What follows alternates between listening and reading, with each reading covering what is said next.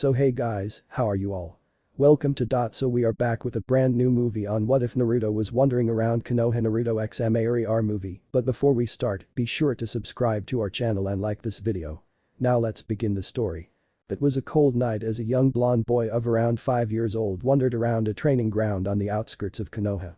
The boy was currently looking for food and thought that the forest was the best place for him to go. He had been kicked out of the orphanage a few weeks ago and the stores wouldn't sell him anything. So the boy would go towards the more forested places in search for berries and fruits, of which he could make use of. A shadowed figure watched as the boy made his way into the woods and found an apple tree. The figure carefully followed the boy knowing full well who he was. Naruto Uzumaki, the nine-tails Jinchuriki, but most importantly, the boy was his great-grandson. As the figure stepped out of the shadows and light casted itself upon his features, his appearance was revealed to be that looked deceptively around his 60 years old. The tall tanned man with long black hair, bright green eyes and markings under his eyes and a target-like mark on his forehead. His clothes were a black kimono with a senju emblem on the back and a senju, a huge scroll on his back. When the elder came out, he was quickly spotted by the child, who ran and gave him a tight hug. Well, as tight as a 5-year-old can do. Hashirama-chan. You came. Do you got any new cool ninja stories to tell? The tall elder patted the boy's head, a smile on his face as he sat against the tree. They had met each other around a week ago when Hashirama was visiting the village. It didn't take him more than a few seconds to recognize the boy and know of his parentage. They kicked it off quite well and became friends from the very start. Calm down Naruto, my boy, I do have more stories, but that isn't why I came here today. The now revealed Naruto tilted his head cutely, confusion written on his face. Then why did you come here today, Aji-chan? Is there a problem? Hashirama patted the ground next to him, motioning the child to sit next to him. As young Naruto sat next to him he said, I came here with a proposition for you Naruto. Naruto mumbled the word proposition, testing it on his tongue. Hashirama see this continued, how about you come with me Naruto? The boy's eyes widened at comical proportions as he stuttered a reply but Saru Aji-chan has said that me should stay and protect the village and I want to be Hokage. The elder's expression fell a bit at the mention of what his successor had said, the hidden intention clear as the daylight for him. His time wandering around the world after he left had taught him a lot and he matured much in that period. He however smiled at the mention of the boy's dream of becoming Hokage. Yes Naru-chan, you can be Hokage when you come back, but if you want to become one of the cool awesome ninjas like the fourth, then you will have to train, and I am your best bet at that. Besides, we are family are we not, and families stick together. Naruto stared at the elder with sparkle in his eyes as he thought for a moment before nodding. The man was nice to him and helped him, he was also his family, the only family that he knew. In his innocence he never thought if the man was some snake pedo looking for young boys or a ninja from Kumo. Not that it would have mattered, Hashirama was honest with him and only wanted his best. Getting up, Hashirama extended his hand towards young Naruto and walked along with him out of Konoha. The moment Hiruzen were to find out of his disappearance, it would already be too late and they would already be far from Konoha. The years had passed since Naruto had joined the old man Hashirama. The two had grown close to each other during the period as they traveled across the elemental nations. During their traveling they had met two kunoichi, both of which joined them as well. One was an ex-and kunoichi named Bakura. They had found her in the Kurigakure being attacked by several ninjas. Hashirama stepped in and took out the ninjas and saved her. With nowhere to go, she stayed with them. The other kunoichi was a swordswoman named Ameyuri Ringo. They had found her sick on that same trip to Kiri and helped curing her. Because of her honor and gratitude, she vowed to stay with them and travel alongside them. Naruto had grown well over those 3 years with them, he bonded well with each of them and got very much stronger. His Jiji took responsibility to train him to become the strongest man to have ever stepped foot on earth. First they took it slowly and he only taught him how to unlock his chakra as well as using the shadow clone. Something that should have been impossible to do because of his age, but he shocked the two other traveling companions when he managed. Hashirama later explained about his condition as a Jinchuriki to them and both understood well. The next things that he was taught was the senju fighting stances and fuinjutsu. Hashirama grinded the knowledge of how to do a proper stance into his skull and had him do countless exercises that would have made one certain leaf shinobi user of spandex very proud. He had the boy create a maximum of only 3 clones to practice fuinjutsu, a thing that he took like fish in water. He had the boy read his wife's notes about the art and had him try it himself. As the years passed he only got stronger. By the time he was 10 he had mastered the shadow clone grade explosion, fuinjutsu, and started his training with each of the elements, learning how to convert his chakra onto them. At first he discovered that his element was wind and fire, but he pushed through his limits and with sheer hard work, he managed to push himself to learn how to transform it into the other elements. However, it was when he reached 10 years that he had to say goodbye to his Jiji. Hashirama was old, he only had survived through constant linking with natural chakra that he had lived that long, and that constant use took its toll on his body. Before he passed away, he had Pakura transplant his blood onto the boy's body, every single bit of it. He'd rather die giving his life to help another than die of old age. Even so, the old man still didn't die. After the blood infusion, he transferred every last drop of his chakra towards the seal inside Naruto to be able to help him even further. He trusted the two women to watch over his great-grandson and left everything that he had for him. He left his scroll for the boy along with a few other gifts. The scroll that he had was the original Forbidden Scroll, the same one that he and his brother spent so much time storing forbidden jutsu and a vast array of weapons, money and ninja tools on. The one that was on Konoha was but a copy of that one. He didn't want all of the weapons and wealth that he accumulated over the years of gambling to fall to Konoha, they had enough, and the council would just take it for their own gain when he went away. His death hit each of them hard, they had gotten used to the cheerful old man that traveled with them. Each of them felt devastated with his death, but none more than Naruto. The two kunoichi dealt with it like ninjas, the man died with honor, while entrusting everything including his dreams to the boy. The first days after his death, Naruto was left a wreck, but he got over it and vowed to achieve his Jiji's dream of bringing world peace. The trio spent the remaining 5 years traveling in the ruins of Yuzugakure to learn more about his ancestors. Naruto spent those 5 years learning Kenjutsu with Ringo to learning how to use his gifts and the Mokuton, as well as mastering the use of clones. He vowed to take on more than his Jiji's dreams, he would also take on his mantle and master his powers. The instructions for the wood release were in the scroll, and he had the one thing that the others didn't, that was an absolute requirement to using the element. High Yang Chakra, without it the task was impossible. The reason Hashirama was capable of using the element was because he infused it with his power Yang Chakra to make the trees grow, something that Naruto inherited for various reasons. The Yang side of the Nine Tails, his own high vitality due to him being Senju, Uzumaki, and lastly because of the blood plus chakra transfusion. His time training the wood release and mulling over his clan scrolls brought many fruits. He practiced most of his wood release building and rebuilding houses on the village. Among his time there, the most important find was his clan's ancient wyvern contract and one of the clan's sacred swords, the Tamashi Kaiho, soul release. A very long Adato said to have belonged to the Shinigami. Its blade was incapable of cutting anything physical and, as its name says, would instead target the very soul of living beings.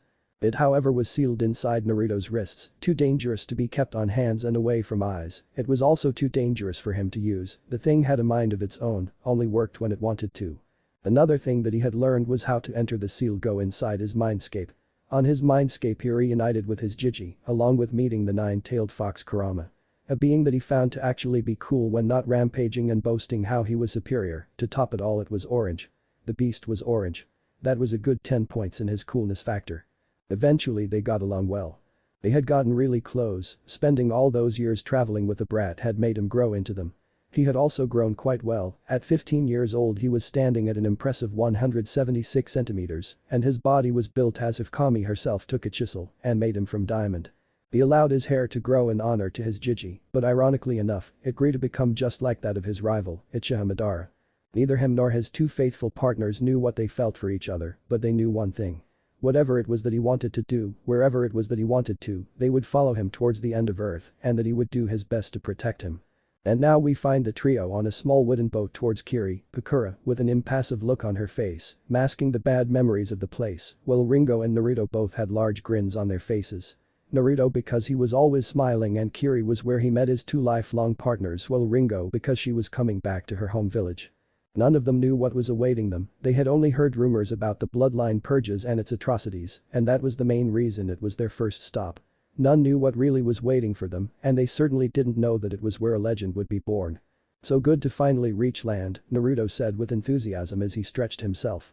They had been on the boat for 2 weeks. The boat that they had used to travel most of the distance was actually quite large, in the last 3 days of the trip they had to switch to a smaller one to bring less attention. Bakura groaned, not liking the idea of going back to Kiri, one bit. I still don't see why this would be our first stop, or better yet, why we even returned at all. Because I want to do the worst first, we would have to come here eventually, and from what my summonings informed us, they are in the middle of a civil war. If I am to ever accomplish world peace, best start in the place with most conflict. Then we can go to the other hidden villages. Besides, I want to go to the Far East before we visit Konoha and the rest of the villages, he said with a grin before rubbing his chin in a thinking posture. I don't know how to start this though. I don't want to ally myself with anyone or else it will seem like I am from the village, the other villages would feel threatened if I did, and in the long run, it may make it more difficult for me to go inside other villages.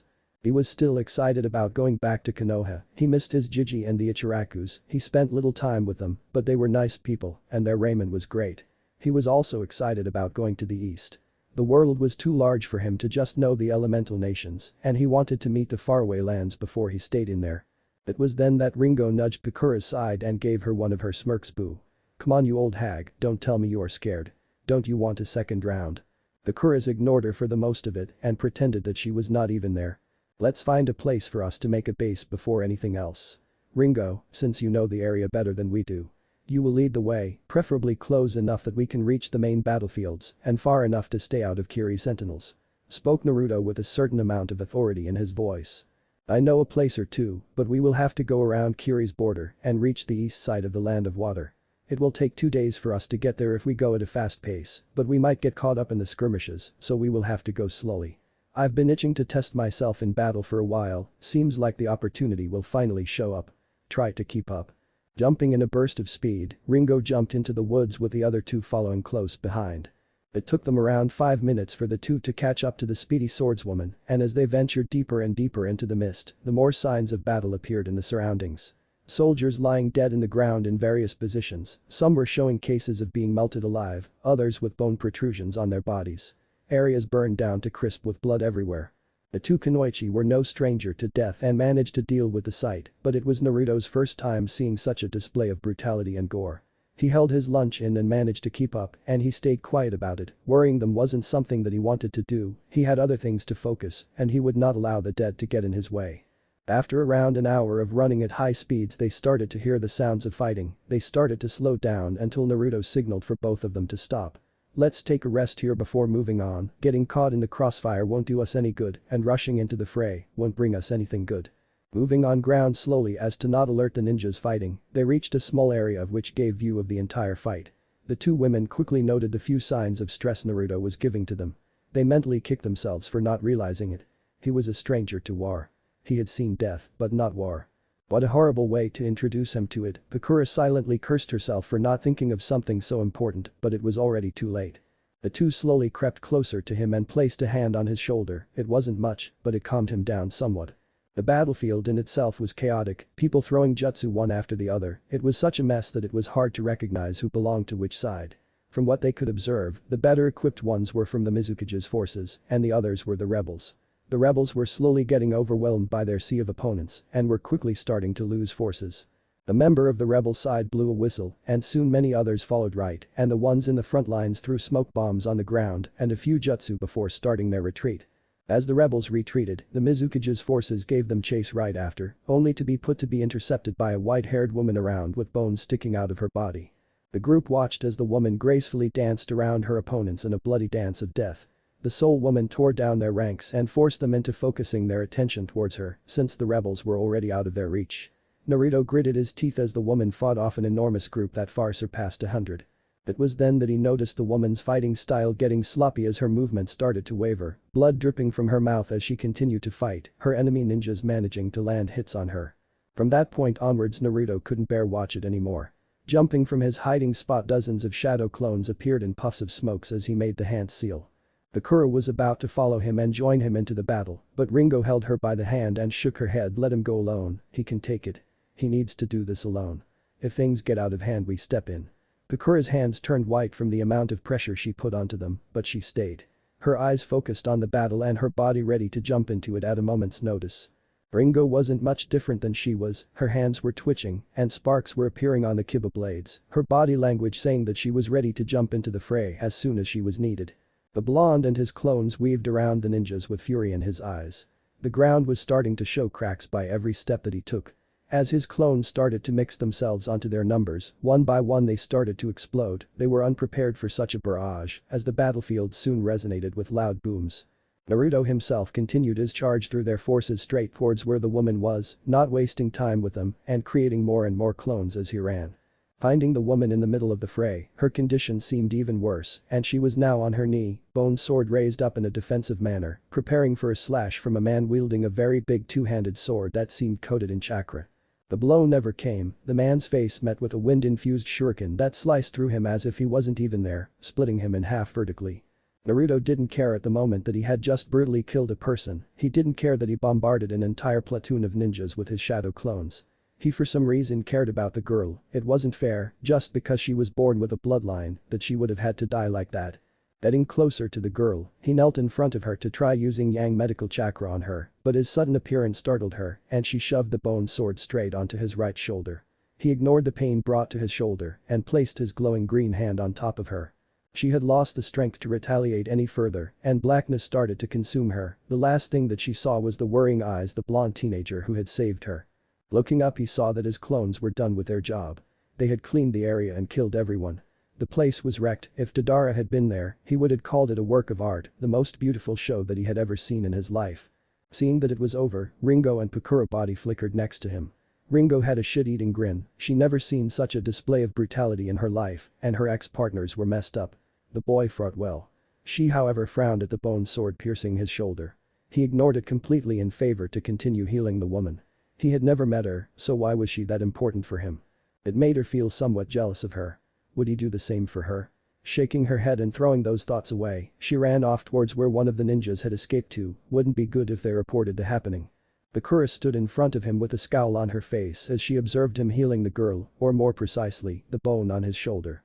Her scowl lessened as she saw the determination on his face as he kept pouring in pools of yang chakra on the girl.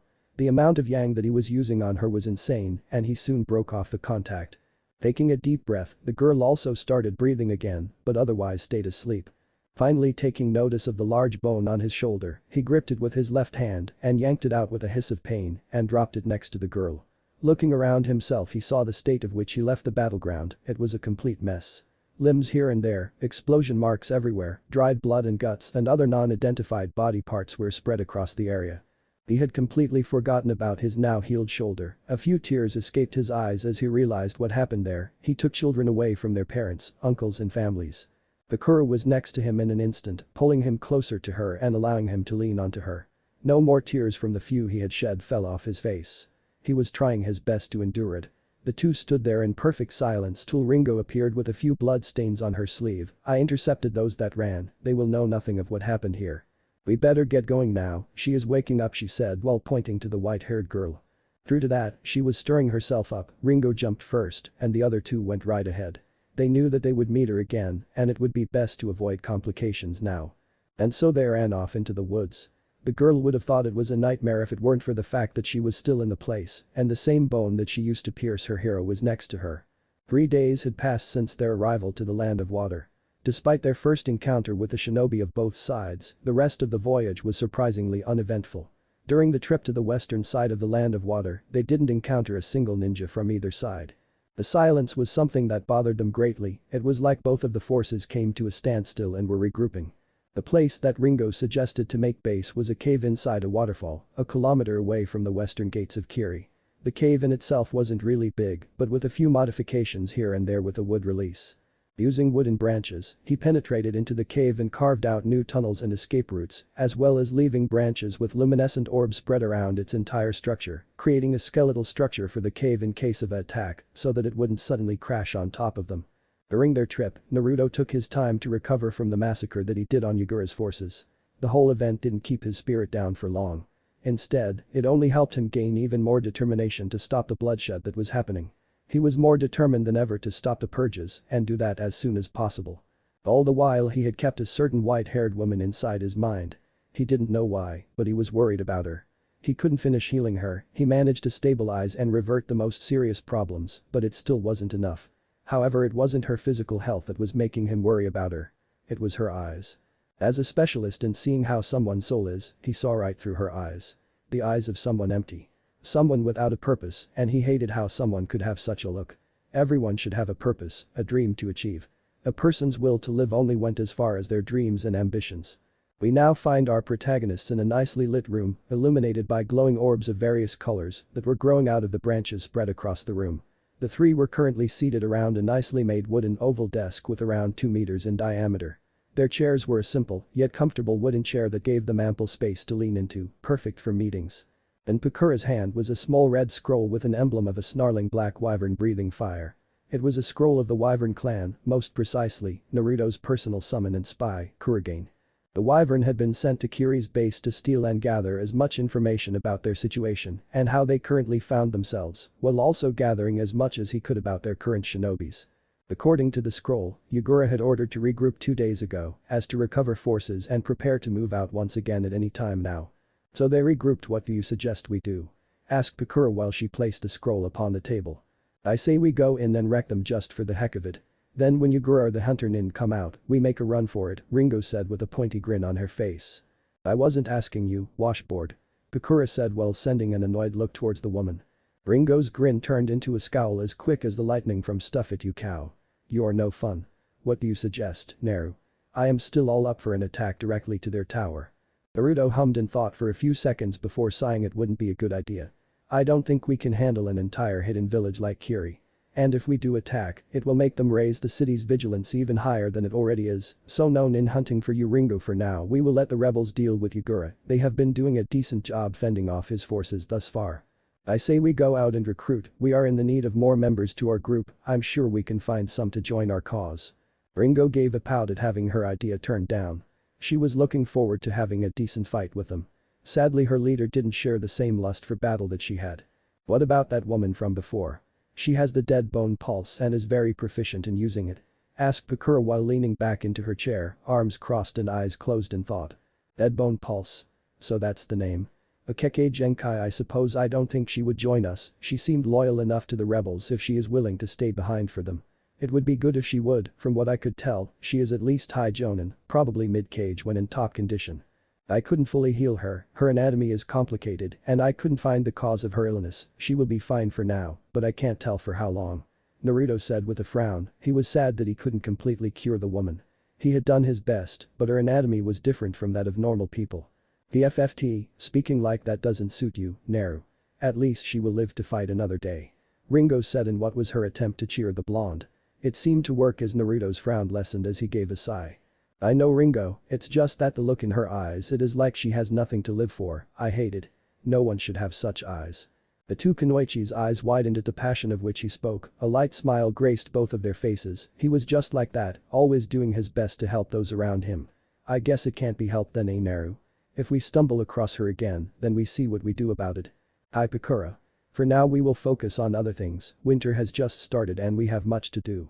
Ringo and I will go around scouting while you will stay here in base.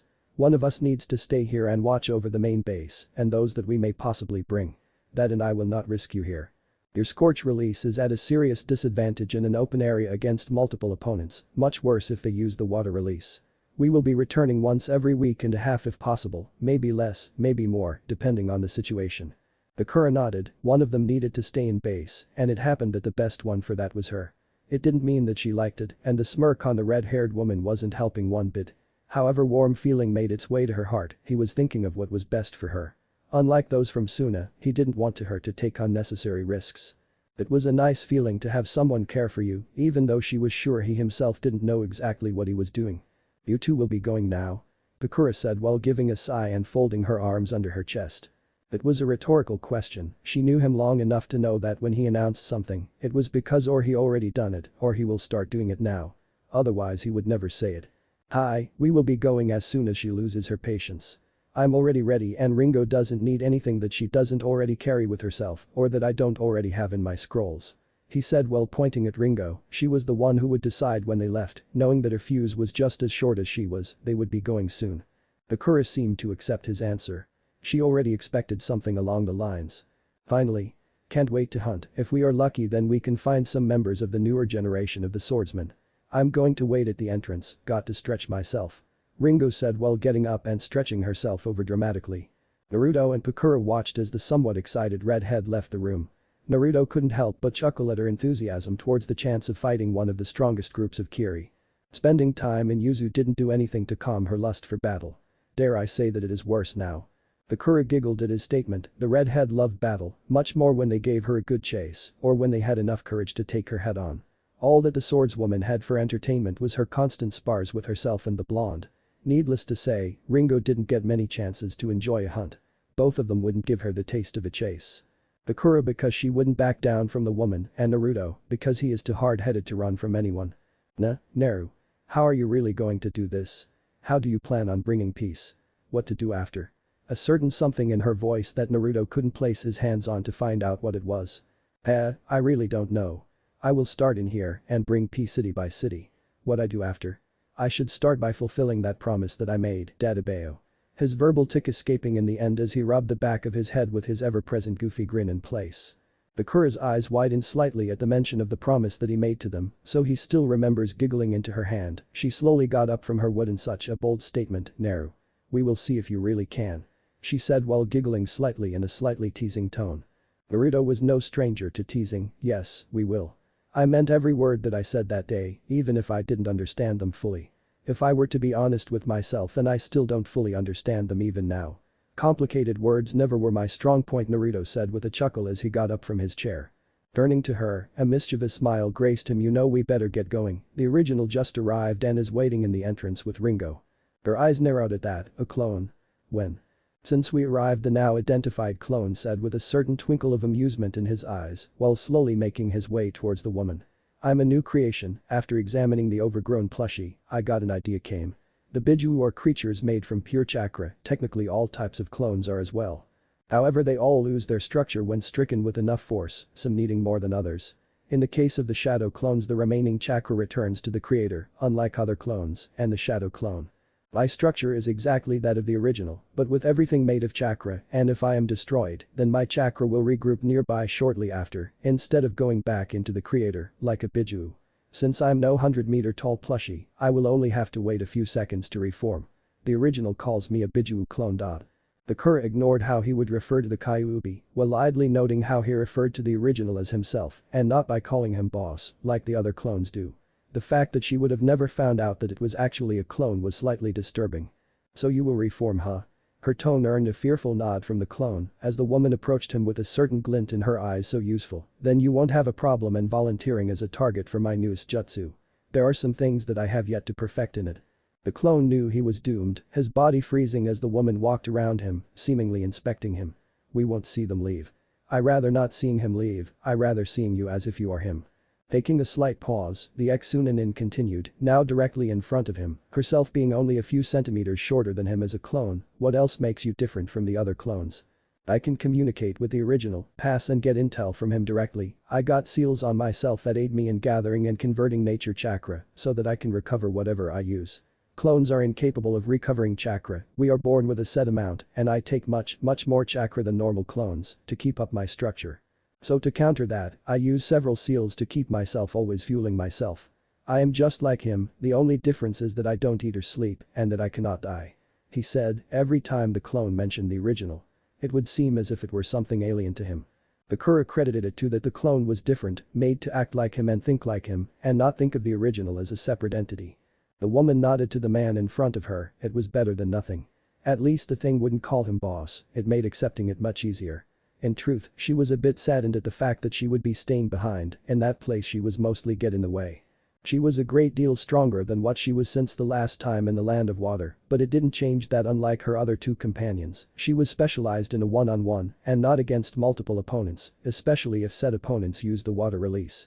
Shrugging those thoughts aside, the woman placed her right hand on Naruto's chest and slowly trailed circles on his shirt.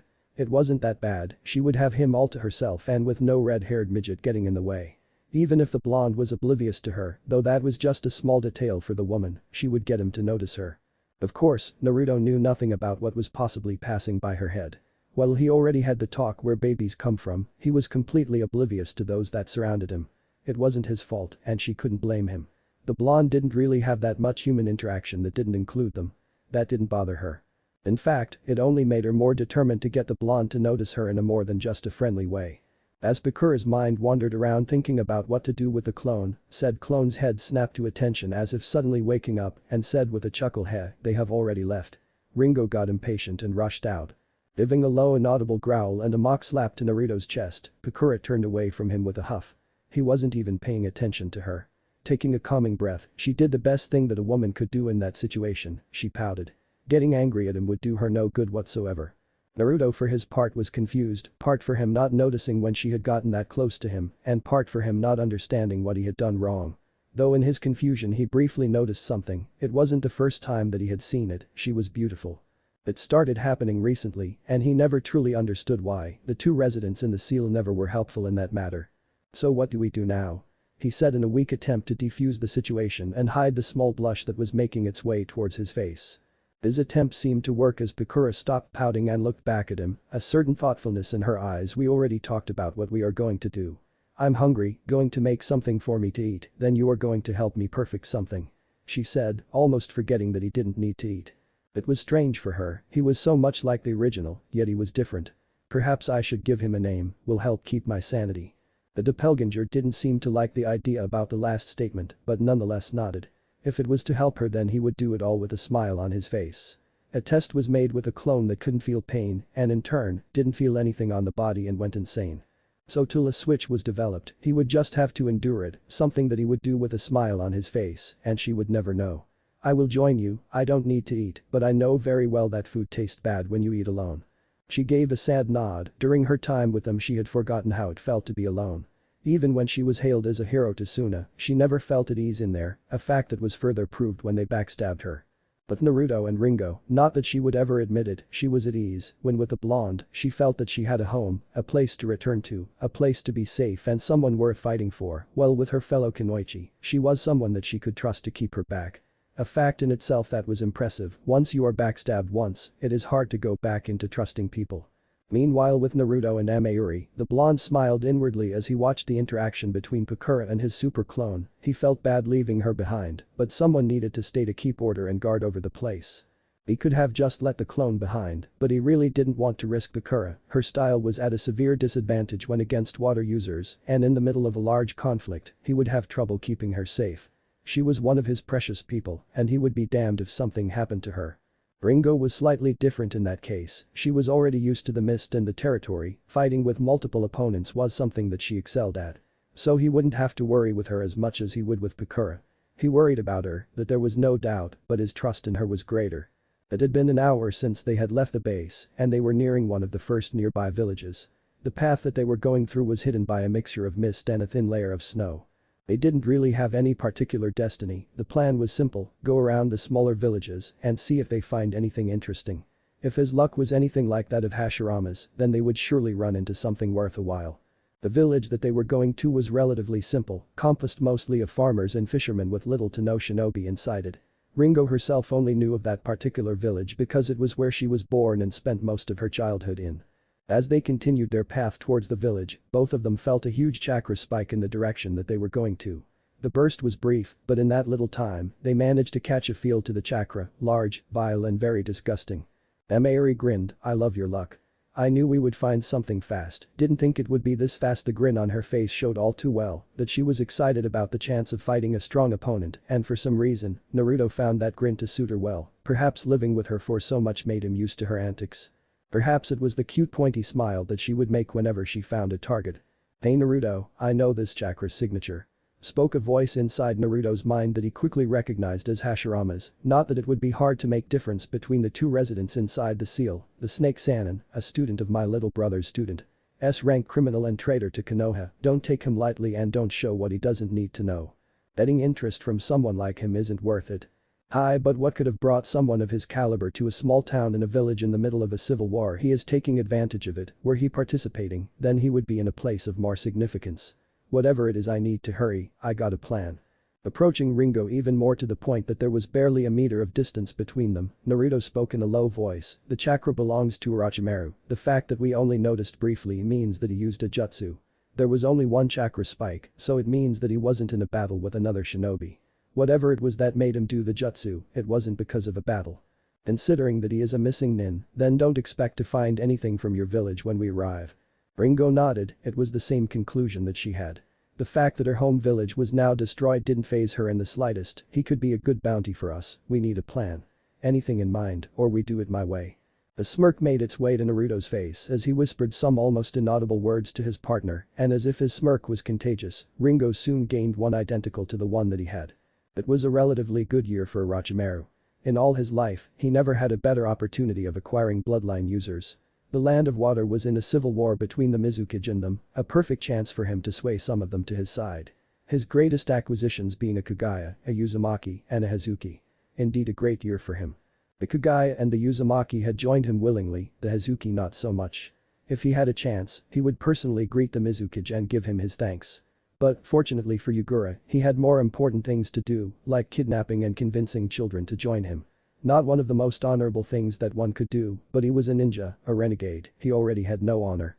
In his search for young talents, he came across a small village, of which he heard rumors about a demon girl transforming things into crystal.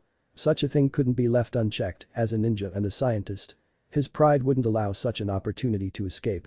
And so he searched for the source of the rumors, a little girl named Guren, no older than 10 years old. Seeing the curiosity in the girl and the fact that he was seen in the village and didn't want rumors to spread of him being there, he decided to show her a little bit of his power and destroyed the entire village. Which brings him to his current situation, turning himself to the girl, he was about to start a speech and attempt to sway her to his side. Though just as he was about to open his mouth, years of experience kicked in, and he spotted something going towards him, easily bending backwards in an impressive show of dexterity and flexibility. Orochimaru watched as a single shuriken sailed above the girl and missed him by an inch. As the shuriken passed by, he did several backflips in order to gain some distance between himself and the attacker, all the while silently thanking his instincts on dodging, instead of catching them as he normally would. The shuriken passed through several of the ruined houses as if they were made of paper, a fact that he attributed to wind-type chakra. Narrowing his eyes but keeping a relatively calm posture, he cursed under his breath as two figures appeared on either side of the girl. The first figure he recognized as a slightly older version of one of the strongest shinobi ever produced in Kiri, the two swords cracking in electricity only served to prove that she was the real deal, Ameyuri Ringo. What most caught his attention of the presumed dead woman was the slash across her headband that she had hanging loosely around her neck. The other person was someone that seemed quite familiar, like a mixture between Minato and Madara. Maybe because of the color of his eyes, hair and that damn stylish coat. How he hated that coat, stupid stylish blondes. The boy reminded him slightly about Madara in the way that his hair was style, and the presence that he was giving, the presence of someone that held power, and that shouldn't be taken lightly, or perhaps he was mistaking the presence with Hashirama, he couldn't know, he didn't meet either of them, yet. Another thing in the blonde that called his attention was the scroll on his back, scrolls like those were rare to find and extremely hard to make. It also is oddly familiar to him, not like Jiraiya's scroll, but he was sure that it was very familiar if it wasn't the Hokage's scroll, though it was impossible for him to have that scroll. Hiruzen would never allow it to be taken without at least adding the person to the bingo book or doing something that would alert the other villages. If it was stolen, he would know. Unfortunately for him, the Sannin was forced to end his trail of thought due to an incoming red blur, aka Ringo, the one that he was looking at dissolving in a puddle of water. However, he wasn't a legendary shinobi for no reason, his instincts had kicked in right in time for him to dodge the slash and bring out the Kusanagi no Tsurugi to counter the vicious slash from the grinning woman. While Ringo exchanged blows with Orochimaru, Naruto turned slightly towards the child. She was paying so much attention to the clash between the two ninjas that she had completely forgotten about him. A young child of around 10 years old, blue hair with a spiky ponytail and strands of hair framing her face, a short teal kimono with a grey turtleneck and short sleeves, with a jade green rope belt around her waist and red shorts. One thing that he noticed on the child that brought his attention was the way that the girl observed the fight, her eyes filled with something that he didn't know if to classify it as or envy. Scooping her up bridal style, an action that earned him a squeak from the child who had forgotten about him being there and jumped backwards avoiding a stray thunderbolt. Landing on a medium-sized pile of snow, Naruto gently placed the girl onto the ground while holding onto her hand. "What's your name, Haim-chan?" The little girl looked up to him, slightly shivering from cold winter breeze, and responded it is rude to ask questions without giving your name first. A light smile gracing her face as the older teenager's shoulder slumped and a gloomy cloud hovered above him. After mumbling some inaudible words and crying in tears, he suddenly sprang up as if nothing happened, seeing that the snake was too busy dodging and evading Ameyuri to possibly listen to his conversation. "I'm Naruto Uzumaki, keep it as our secret," he finished, giving the small girl a playful wink. Ruffling up her hair and giving a slight chuckle at her glare, "Now can I know your name, Haim-chan?" Now it was the little girl's turn to pout, something that Naruto found simply adorable, though nonetheless she quietly mumbled her name in an almost inaudible whisper, "Guren, so that's her name. Seems like a good kid, her chakra is strange crimson lotus somehow it seems fitting for you. Nah, it's too cold out here, you will catch a cold, use this." He finished while taking out his coat and handing it to her. She looked at the coat in her hands for a few seconds with mixed thoughts, one was that the thing would swallow her, the other was that it was one of the few times a stranger had actually showed any type of kindness towards her. Her mother told her that she was special, and because of that, people from the village didn't like her. Things never went past glares and isolation, they avoided her out of fear and treated her like a pest. Putting on the overly large coat around her, she marveled at how deceptively warm it felt on her. Then the coat started to glow slightly and shrink itself to fit her size, the girl's eyes widening in childish surprise at the ingenuity, momentarily forgetting about the fight that was happening not very far from her. As Gurren inspected the coat, Naruto turned his focus back into the fight. The two of them were almost even, though every time Ringo seemed to get an edge, it turned out to be a mud clone, or the man somehow managed to switch places with a log. She was doing well, couldn't get any clean damage on him, he also was having a hard time getting to her. Naruto was taking his time observing his fighting style, he wanted to jump into the fight, but he held back for a few reasons. The main reason being that Ringo was having the time of her life, she trained damn hard in her spare time, and now she didn't have any illness holding her down, she was sure she was stronger, just couldn't know by how much.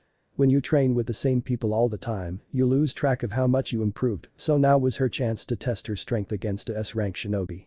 It was at that moment that Orochimaru decided to get more into the offensive and use the same jutsu that he used to destroy the small village, a technique that Naruto recognized as an overpowered great breakthrough. Strong enough to overwhelm Ringo's lightning, but not enough to take the redhead's footing, a few cuts of varying sizes appearing on her body and clothes. Restraining himself from jumping into the fight, he crossed his arms stubbornly and stood protectively next to the younger girl, his hands twitching ever so slightly. Ducking, dodging and slashing towards the pale man, Ringo tried to score a deciding blow, but Orochimaru's skill proved to be more than a match for her. Neither of them were giving it their all, but they weren't holding back that much. The man would always parry one of her swords and then duck under the other, they were on a standstill, she couldn't reach him, and he couldn't counter her. To both of them the option is very clear, they would have to stop holding back and see who makes the first mistake. Locking blades with the Sannin, she kicked the flat of her blade in an attempt to gain some space from him. It worked and they both made a good 10-meter distance between each other. With her landing with both of her blades implanted onto the ground while Orochimaru landed in a crouching position. Much to her disgust, from the man's mouth came out a wave of snakes, each of them coming out with their jaws wide open and a blade coming out of each mouth. A smirk made its way to her face as the wave of snakes approached her, charging up her blades. A blinding light manifested itself as large thunderbolts surged from the sky landing on the area between them, the snakes vaporizing in the instant that they were hit. As the light dimmed down to reveal a somewhat completely fine Ringo with and a downed Orochimaru with his body completely burned, Ringo's battle instincts took over and she rolled away to her right, a large blade poking out of the ground a second later, followed by an overly extended neck. The large blade continued extending while cutting the area that she was previously in half. Taking opportunity, she sent a thunderbolt towards the base of the man's neck, hitting him straight on. What happened next would forever scar those watching. The man's mouth stretched open and a pair of hands crawled out, followed by a head, torso and eventually the entire body of the snake Sannin crawled out from it in all his slimy glory, completely unharmed, his infamous sword wielded in his left hand. It was a useful jutsu, sickening, but useful. Her attack was supposed to kill him, then again if a S-rank nin was that easy to kill, then something was wrong. Pushing away the shivers in her body, she charged her Kiba blades and sent a X-shaped wave of lightning-natured chakra towards him. Reacting quickly to her attack, Orochimaru coated his sword with wind-natured chakra and dissipated her attack, silently cursing under his breath. He subtly glanced towards where his opponent's partner was. The teenager seemed to be waiting for a chance to join her.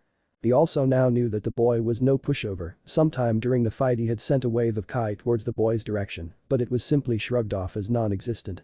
His Kai was nothing to scoff at, even if he barely managed to send it because of the swordswoman, it was still supposed to get a reaction. Things weren't going well for him, he was debating if he should summon Manda, the girl was more skilled than he gave her credit to be, if he were to continue fighting her like he was, then he would just be exhausting himself and be taken by the blonde. However, something in his gut was telling him that bringing out the big snake would be a mistake, and as a ninja, he trusted his gut, it was what kept him alive for so long. Calmly calculating his options, he leered at the woman. Escaping via smoke or anything similar wouldn't work on her, every swordsman of Kiri were known for silent killing, she in particular was one of the best trackers the village ever produced, running from her was going to be difficult if he had to appeal to it. Making up his mind and jumping towards Ringo in a burst of speed, he found his clashing directly with her, Kusanagi clashing against the Kiba blades. Orochimaru's wind chakra cancelling the Kiba's lightning. With somewhat difficulty, Orochimaru overpowered her and gave her a roundhouse kick to her midsection, the force behind the kick being enough to send her sailing through the air, straight to Naruto. Catching her mid-flight, he immediately started giving her yang chakra, his eyes never leaving Orochimaru as he gave a Cheshire-style smirk. Orochimaru looked somewhat confused at the smirk on the boy's face, which was when he heard a sizzling sound around and saw several paper tags burning on the ground. As he was about to substitute himself, several puffs of smokes occurred around him as several of the piles of snow around him poofed and revealed copies of the blonde boy, some of the doppelgangers already appearing with a hand sign ready for a jutsu that he really didn't want to find out what it as. Fuck. Crafty brat used her last jutsu as a cover to set this up. As the clones nearest to Orochimaru jumped to dogpiled him, the 4 clones brought up a square orange barrier, leaving Orochimaru to be bombarded by the mixture of the clones that remained and exploded inside the barrier, along with the explosive tags. The barrier provided by the clones held strong to the relentless attack, kicking up dust as each tag and clone exploded, until after a minute of waiting, it finally ceased, smoke and dust covering the area inside the barrier. Placing Ringo onto the ground as the smoke ceased, Naruto glanced behind him to see Gurren looking at the barrier with wide eyes. Glancing back at the barrier, the smoke already dissipating to reveal a badly burned Orochimaru, observing more intently, he noticed a few scribbles on the ground, proof that Orochimaru now found out one of the fail-safes that he left for him. It came with the jutsu secret Uzumaki technique. Lost dimension. The epitome of the Uzumaki sealing jutsu, a jutsu capable of sealing an area into a dimension where time and space couldn't be bent, while keeping a mirror of the sealed area so that the casters could know what was going inside. The ultimate sealing jutsu, one that he had studied in the case that he ever found an opponent that had the skills of the 2nd and 4th Hokage, sealing the area into a place where their time-space jutsu was nullified. And now came the fun part. Orochimaru looked around in horror as blobs of chakra started to appear around him and form into copies of the blonde once again. Naruto's new favorite jutsu, infinite exploding shadow clone barrage. Using the same concept behind the Biju clones, the chakra used in the shadow clones would regroup and reform it with almost no waste of chakra, coupled with the fact that the area of which the clones were in didn't allow their chakra to stray too far when they exploded. The Sannin was defenseless against what came next, the clones swarmed him one by one, exploding every time one came near him, the ones that he managed to destroy simply restarting the process. Fortunately for the snake, the barrier required too much chakra that the clones holding it up couldn't spare. So after 5 minutes of being bombed by the clones popped out of existence, undoing the barrier. The second that the barrier came down, a large snake came out from the ground underneath a horribly damaged Orochimaru, swallowed him whole, but not before the Sannin wheezed out one last curse and a blast of Kai towards the blonde who had ripped his arms and burned his body whole with explosives. He would never forget that face, he was played during the entire fight. Walked right into their trap like a rat. He would have revenge. And so the snake vanished in a poof of smoke, right before the clones that were previously assaulting the pale man, reformed. Releasing the now reformed clones, Naruto turned towards the 2 girls in there with a big grin on his face, not at all affected by the wave of Kai that was sent towards him previously. He had seen things worse than that, the big fox had more Kai in his sleep. The snake would never be half as scary as the fox, creepy. Yeah, he won in that aspect, but scary. Not a chance. Well, that went better than I expected. Ringo nodded at him with an equal grin, she was satisfied with the damage caused. Not enough to kill the Sannin, but she doubted that he would be up and running anytime soon. One doesn't simply recover from a lost arm and several third-degree burns fast. It was a shame that they couldn't get the bounty on his head, he had a very juicy price on his head. Turning towards the tiny girl that was using Naruto's coat, Ringo casually pointed her right hand, which was holding one of the kiba blades, towards the girl, an action that caused the poor girl to squeak and cower under her stare and give a failed attempt to disappear inside the coat. Who's the kid? It was a simple question, Ringo didn't really mean any harm towards the girl, but after seeing such a fight, it would only be normal for her to be somewhat scared of them. Her name's Gurren, don't know anything else about her. Naruto said while rubbing his chin in thought. So what do we do with her?